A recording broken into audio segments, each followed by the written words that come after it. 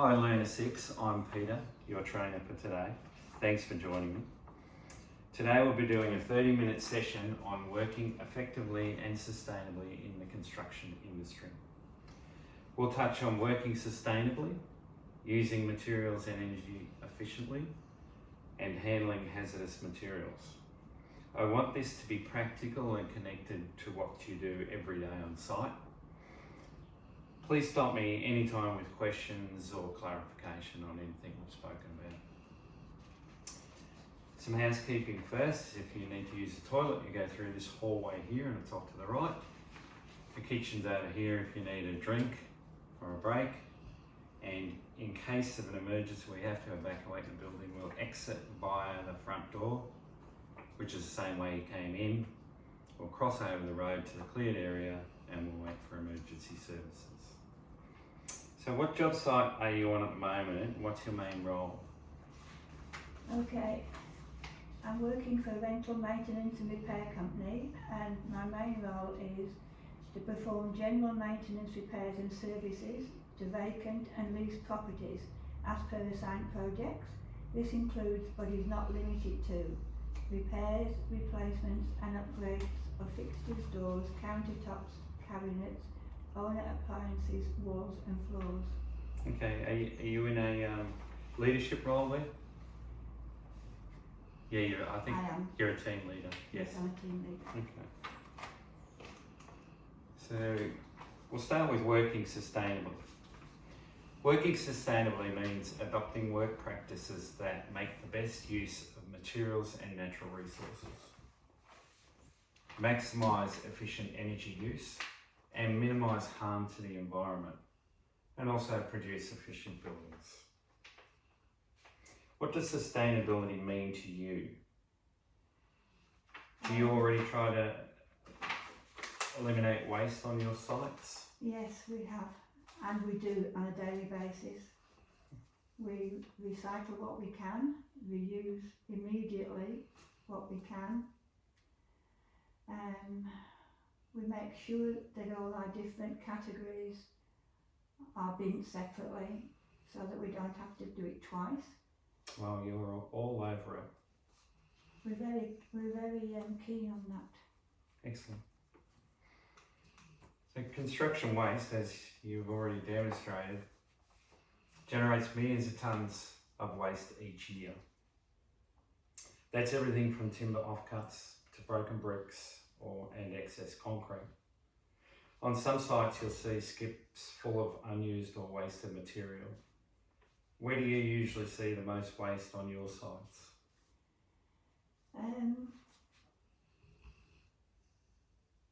Good question, because our timber is of course recycled. All the bricks go for in another bin for recrushing and reusing. Basically you're eliminating waste. We're eliminating what we can, but sometimes we're working on older buildings and there's things that cannot be reused. Okay. So construction industry waste leads to greater consumption of natural resources, more landfill and pollution, risk of exposure to hazardous materials and higher costs. We all know about the costs of tip fees, for instance. Can you think of a time where there was too much of something ordered on site? Not recently, but it has happened, and the old rule of measure twice and then order, because that's what can go wrong. Yeah. A popular one. We can reduce construction waste, as you've already mentioned, by using sustainable building materials. So sustainable building materials are those materials that are made from a raw material that is renewable, are a recycled product or contain recycled materials, are a salvage material, and have improved performance. Have you used any second-hand or recycled materials before? Yes. Especially when we're doing repairs, and flooring, for instance, Yeah. is a big one. Yeah. And Decking materials, very common these days. Decking material. That's recycled. Yeah, yeah. And then when we're doing new decks, we try to use the new timber that is made out of recycled, so that in future it doesn't cause any more problems. Well, it's improved performance too, isn't it? Because it maintains its colour, it doesn't Maintenance and everything, rot. yes. And speed of building too. So reducing waste. How can some everyday work practices reduce the amount of material waste on construction sites? What are some ways you can think of that you've already mentioned? Yeah, To I'm trying to reduce- think, but I think most of those are standard practices now. One would hope so, but Yeah, they're probably not as standard as you think. yeah, So you did mention sorting waste. yeah.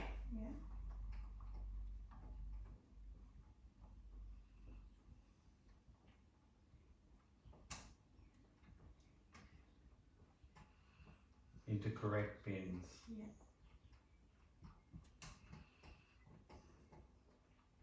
And obviously separating it from rubbish, Absolutely. because Just do it once, not 2 or 3 times. That's yeah, right. Yeah. and what else can you think of that would help with waste management on site?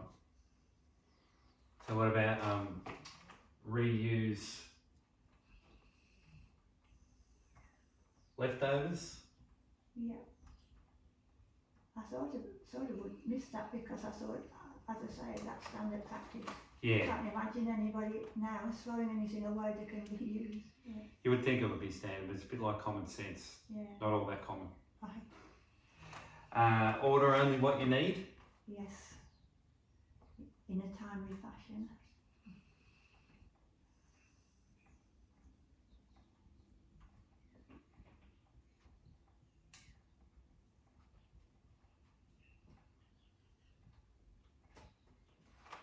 Anything else you can think of that saves waste? I think storage of materials is a good one. You don't want to leave your Yes. plaster out in the rain because then it will That's become right. waste. Absolutely. Yeah.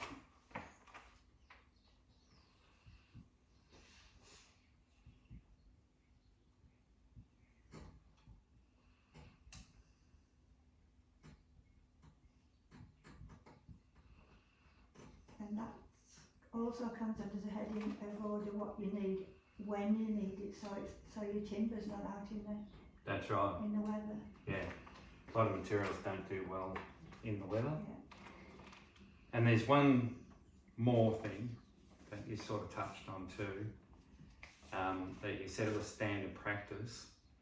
So that's to encourage your team members to talk about it with your fellow workers, so that everybody's on the same. Yeah, everybody's on the Wavelength. same page. Yes.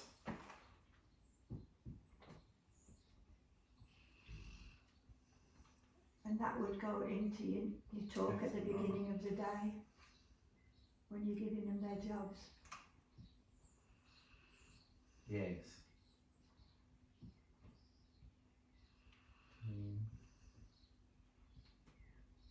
Hope we're not getting judged on my writing here. Okay, that's fantastic. So, we can move on now to using energy efficiently. So energy use affects the environment by using up limited natural resources like coal and oil, and releasing greenhouse gases that damage the atmosphere. On site, the energy used is from our power tools, anything we plug into a power point, our machinery, our welding equipment, and especially our site lighting gobble up a lot of electricity.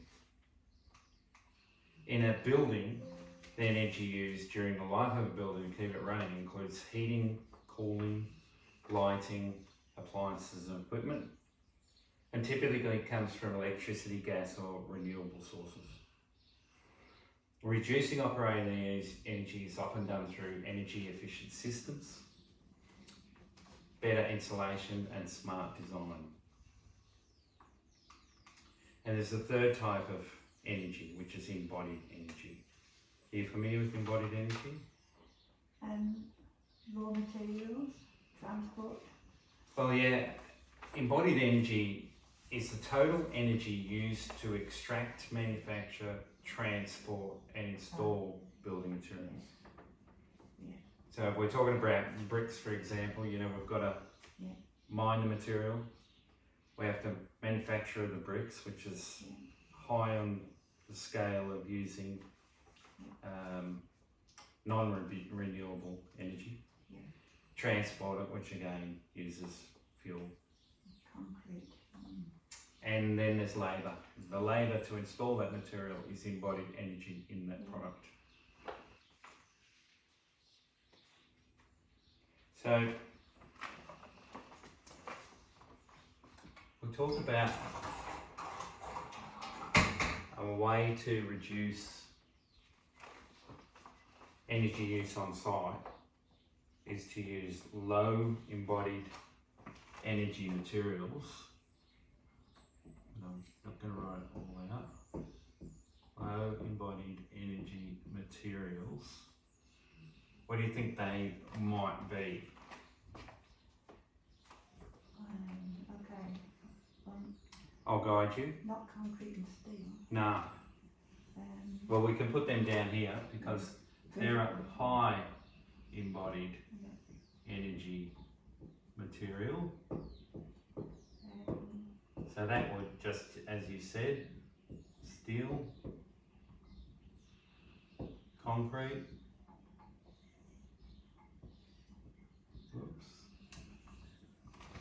bricks,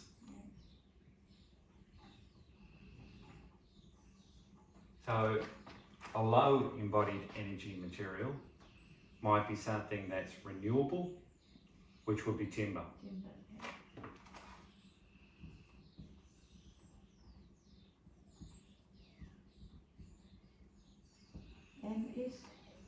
Is prefabricated building material still 100% bad, or have they done anything to make that better? Prefabricated. Yeah, Prefabricated really doesn't make much difference whether it's prefab. It's more you still got the labour, you still got the material. Yeah. So a low embodied energy material would be anything recycled.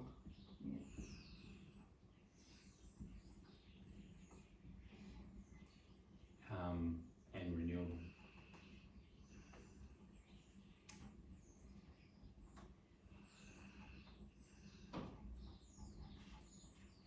You might be surprised to know that recycled aluminium to turn into a saleable product uses 95% less energy than to make it from new. Wow.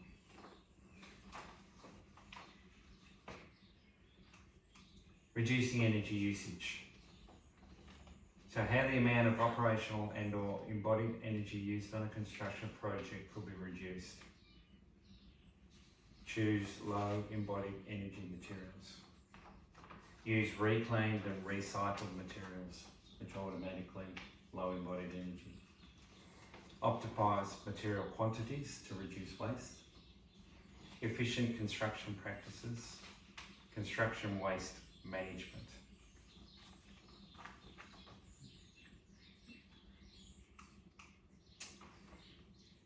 Handling hazardous materials.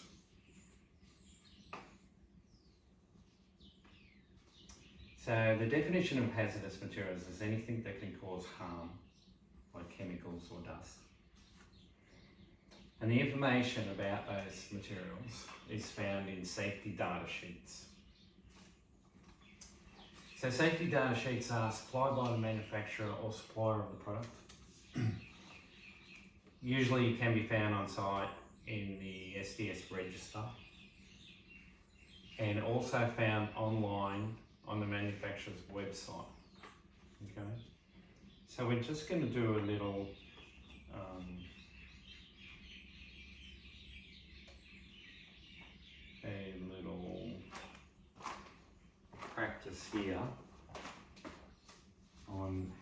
to read a safety data sheet. Are you familiar with safety data sheets?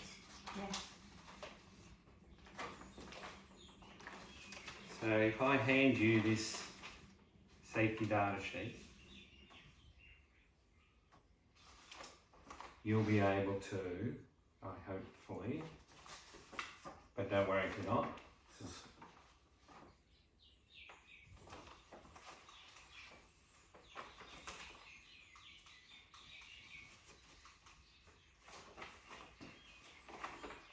So I've tagged some pages there and done some highlighting for you because there's 9 pages of text there. I don't want you to have to go through the whole lot.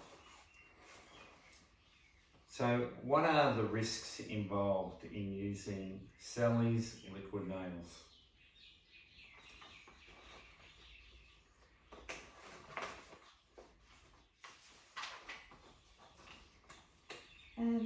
Skin corrosion, eye damage, organ toxicity, serious eye irritation, may cause drowsiness or dizziness, causes damage to organs through prolonged or repeated exposure. Very good. And what personal protection recommendations does the safety data sheet alert you to? Storage. No. If you go down these here, see this one here? It's the PPE. Yep. Safety shoes, overalls, gloves, safety glasses, respirator. Okay. Are there any environmental precautions?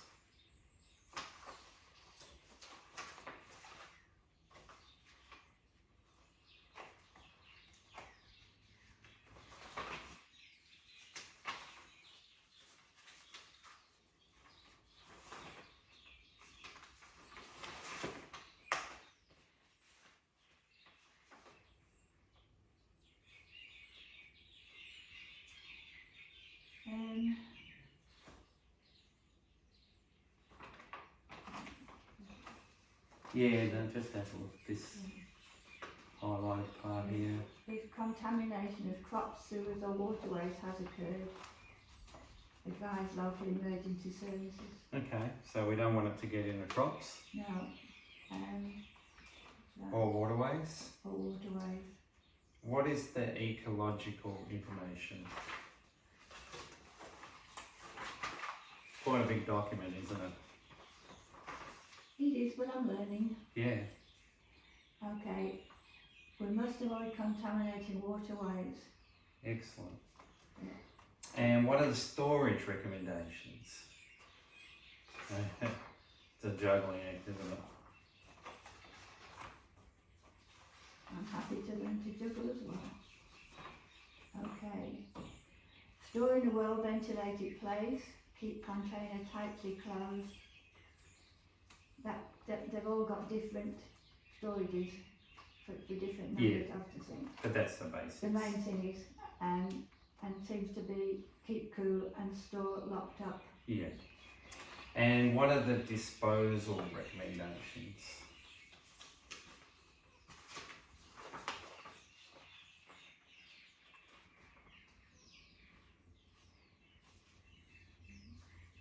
They should ensure that the appropriate PPE is used, see section 8. If possible, material and its container should be recycled. If material or container cannot be recycled, dispose in accordance with local, regional, national and international regulations. Fantastic. So the reason I asked you to do that was just to make sure you're confident in looking up the information you need to gather in any SDS. Yeah. So you feel better about that now? Yeah, it's all learning. Thank you. Most welcome.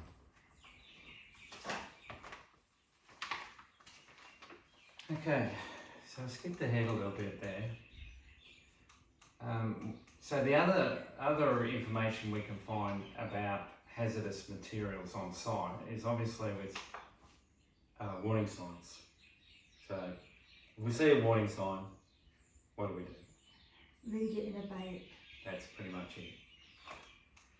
And product labels. A lot of times you'll find that information, maybe the most important parts which are harm to your own health, will be directly on the label. Yeah. And that's why a label should never be removed or obscured, so everybody knows what that container has in it. PPE. So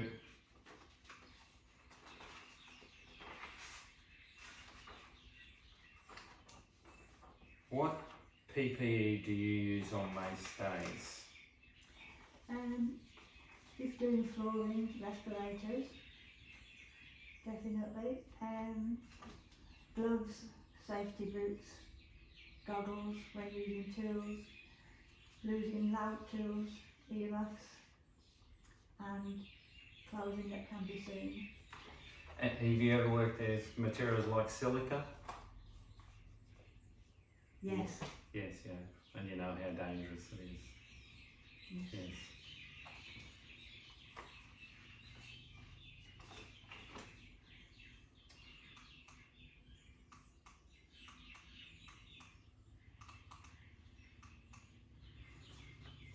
Reporting environmental breaches. What is an environmental breach? Something that spills or leaks into the environment when it should be all closed up and safe. Yeah, and an environmental breach occurs when activities on a construction site, or any workplace for that matter, fail to comply with environmental protection laws, regulations, or company procedures. Well, that's the legal term, but obviously, hopefully we can spot environmental breaches. Yes. So spilling fuels or chemicals into drains or soil, an obvious environmental breach. Excessive dust or noise without control measures, also an environmental breach, and very bad for workers' health. Unauthorised clearing of vegetation and illegal dumping of waste, construction waste. Have you seen anything like that before? I've seen lots of the construction waste, and it's mostly been on the outskirts, the perimeter of tips. They've pretended to go to the tip of it and then gone round the fence and left it. Or any quiet road in any major country. city. Yeah. Construction waste. It's disgusting. It is. Reporting environmental breaches is critical for several reasons.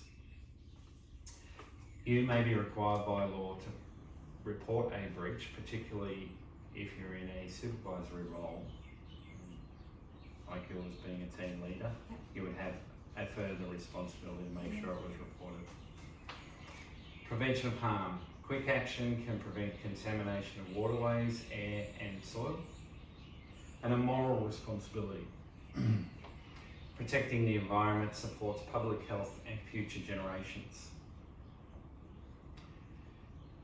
Company compliance. Your employer must meet environmental standards to avoid fines, penalties and project shutdowns.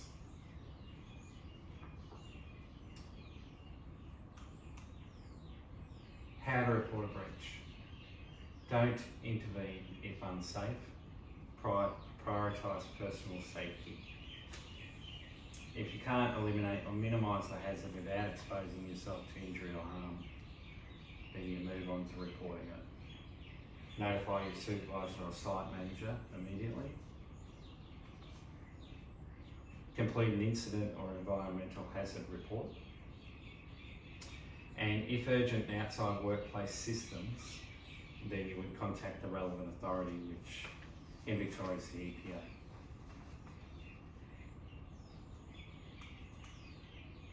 So we're going to go to a case study now. So Christine sees a leaky container in a corner of a work site. She can't find a label on the container, but it smells like a chemical. As nobody works in this area, she doesn't know how long it's been there or how much liquid has been So what should Christine do now? Should she clean up the spill? No. I believe she should put up a barrier if it's not going to harm her, and then tell her supervisor. Yeah, why should she clean up the spill? She doesn't know what it is, and she hasn't got PPE on. That's right. Yeah. And why should she put up the barrier? Well, if she can put, say, a lot of bricks around it, it can't leak anymore until she sees the supervisor and gets something into action. Well, not only that, but she's got to leave this area Yeah. to find her supervisor. Yeah. So somebody else might walk in Yeah. and be exposed to the hazard. Yeah. Why shouldn't she mention it at a team meeting? She can do that later perhaps, but she needs to immediately tell somebody who can deal with it on the spot. That's right. And what about reporting it to the local council? Should she report it to the local council? No, it's above her pay grade, it's the supervisor's job. That's right. And we don't know that this spill has affected third parties. If it's confined to the site and can be controlled, there's no need to tell other people about it, just fix it.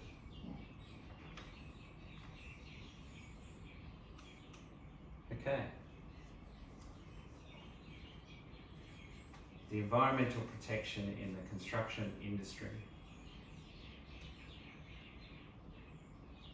It's the law to minimise harm, and the way we follow the environmental protection in the construction industry is by following the acts, which is laws of parliament, legislation, regulations which support the act, and the codes which define how the detail of how you apply the regulations.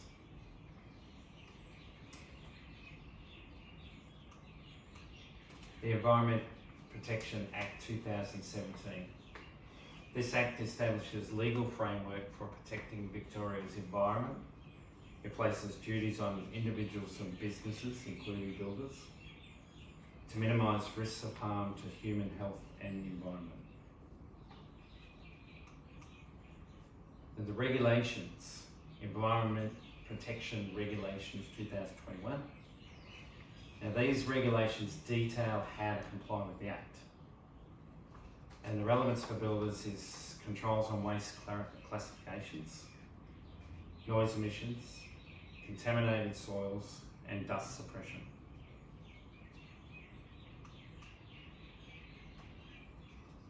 The code. The codes can be found in the National Construction Codes. And they set the technical performance requirements to ensure buildings use energy efficiently. Includes minimum insulation values, lighting efficiency, and heating and cooling system standards for residential buildings.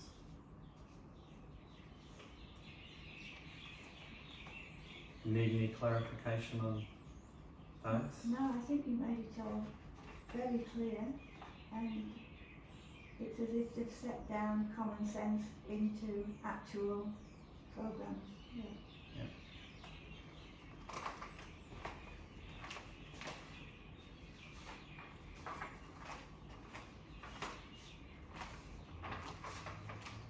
I might briefly just go over some of the waste management actions. So to reduce waste,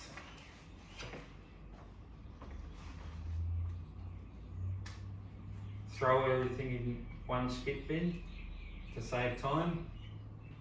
No. What would we do? Separate them at source. Yeah. Separate materials.